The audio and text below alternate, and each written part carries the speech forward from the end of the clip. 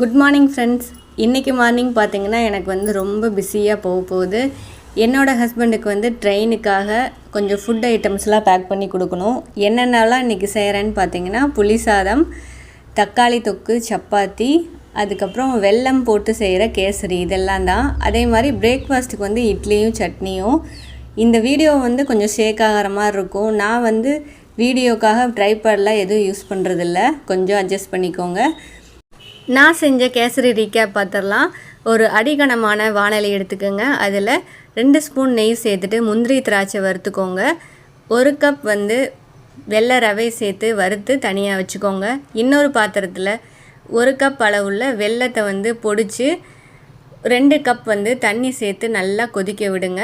Filter பண்ண வெல்லத்தை வந்து வறுத்து வச்சுருக்க ரவையில் போட்டுட்டு நல்லா மிக்ஸ் பண்ணி விடுங்க. கொஞ்சம் ரவை வெந்ததுக்கப்புறமா நெய்யும் ஏலக்காய் தூளும் சேர்த்து